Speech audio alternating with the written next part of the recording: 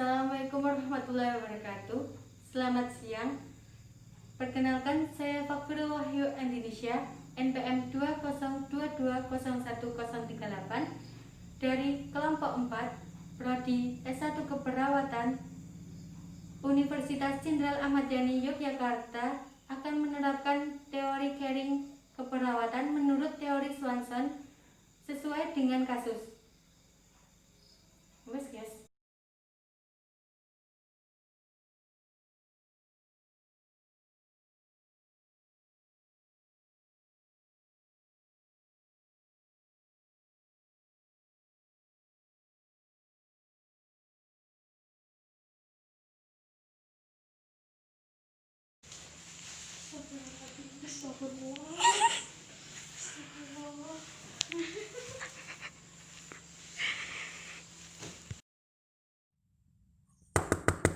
Permisi, Iya, Mbak.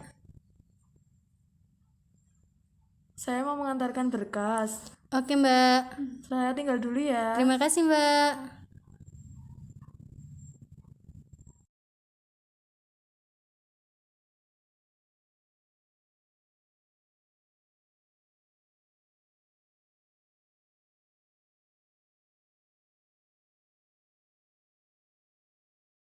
Selamat siang, Bu. Perkenalkan, saya Suster Nisha. Saya adalah perawat yang bertugas pada hari ini. Selamat siang juga, Sus.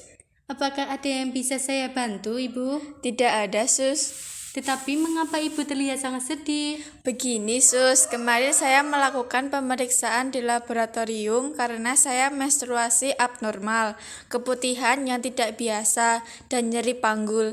Dan dari hasil pemeriksaan laboratorium tersebut, saya didiagnosa 25 kanker serviks stadium 3. Padahal sebelum saya didiagnosa penyakit ini, saya selalu aktif dalam organisasi apapun dan dapat bekerja sendiri tanpa bantuan orang lain. Apakah sebelum ada pendarahan karena menstruasi abnormal itu tidak ada keluhan yang dirasakan seperti nyeri panggul?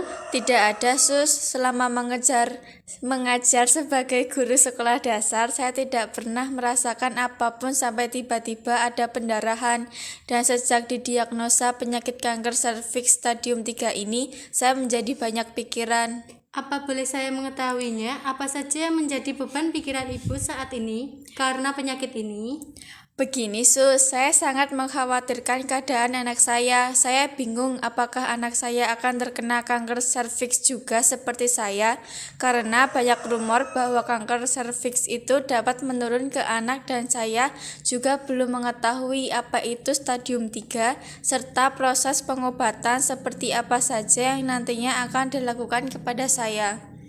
Baiklah Ibu, saya akan menjelaskan kepada Ibu apa itu stadium 3.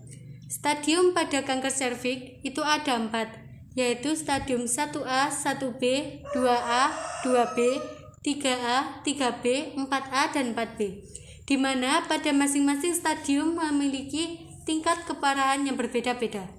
Stadium 3 pada kanker serviks itu di mana kanker telah menyebar ke bagian bawah vagina atau dinding panggul, tetapi tidak ke kelenjar getah bening terdekat atau bagian lain dari tubuh.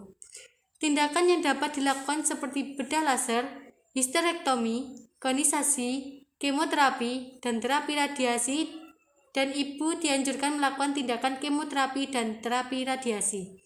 Dan untuk masalah penurun atau tidaknya penyakit ini adalah tidak menurun, sebab kanker serviks disebabkan oleh virus HPV bukan karena bawaan genetik dari orang tua. Tetapi ada baiknya mencegah anak agar tidak terkena penyakit kanker serviks dengan memvaksin HPV. Sebab kanker serviks biasanya tak menunjukkan gejala awal dan mungkin akan terdeteksi jika sudah parah seperti yang dialami Ibu. Iya, Sus, saya harus menjalani kemoterapi sebanyak 8 kali dan terapi radiasi 33 kali. Tetapi mengapa saya setelah kemoterapi sering mengalami muntah, tidak nafsu makan, dan kehilangan energi ya, Sus? Iya Ibu, karena kemoterapi ada efek sampingnya Ibu. Jadi yang dialami Ibu adalah efek samping kemoterapi. Tetapi tidak apa-apa, itu kan untuk kesehatan Ibu. Dan perbanyak karbohidrat seperti roti, beras merah, dan sereal. protein seperti ikan, susu, dan telur, mineral seperti sayuran agar ibu tidak kehilangan energi selama proses kemoterapi ya Bu, dan perbanyak istirahat. Baik Sus, oh iya Sus, saya mau bertanya lagi, apakah saya bisa memiliki anak lagi Sus? Baik Ibu, jadi untuk sekarang jangan dulu ya Bu, karena penanganan kanker serviks dengan kemoterapi dan radioterapi atau sinar radiasi beresiko terjadinya keguguran saat hamil. Maka dari itu, ditunda dulu jika ingin memiliki anak lagi. Baik Sus, tetapi Sus, saya masih sangat takut jika saya tidak akan sempurna dan hanya bisa menjadi beban anak dan suami saya Sus. Begini Ibu, setiap manusia tidak ada yang sempurna. Setiap manusia pada umumnya sama. Pada saat ini Ibu sedang diberi cobaan oleh Yang Maha Kuasa. Maka dari itu banyak-banyak berdoa Ibu, dan Ibu harus yakin.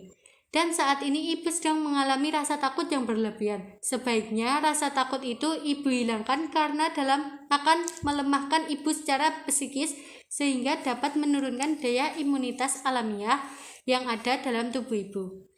Ibu tidak mau kan kalau anak Ibu nanti akan semakin sedih karena kondisi ibunya yang semakin memburuk? Iya Sus, terima kasih atas support moral dan suster berikan kepada saya. Saya akan terus semangat dan berusaha memahami penyakit saya ini dengan tidak menjadikan beban, tetapi anugerah yang diberikan Yang Maha Kuasa kepada saya, sehingga saya bisa cepat sembuh. Iya, sama-sama Ibu. Ibu juga harus ingat, vonis kanker serviks bukanlah akhir dari segalanya. Dokter adalah manusia yang dapat mengatakan apa saja. Namun, tetap Yang Maha Kuasa yang menentukan segalanya, termasuk umur manusia. Ibu juga dapat mencari tahu apa yang dilakukan oleh para penderita agar ibu tidak cemas tentang penyakit itu.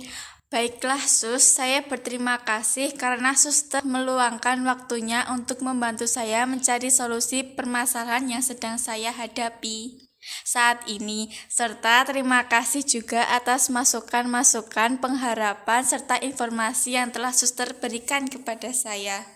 Iya Ibu, saya akan mendoakan yang terbaik bagi kelancaran kemoterapi dan terapi radiasi Ibu, sehingga Ibu dapat segera kembali berkumpul bersama keluarga tercinta dengan keadaan sehat walafiat. Baiklah Ibu, sekarang saya harus menangani pasien lain. Saya mohon diri, selamat siang. Selamat siang.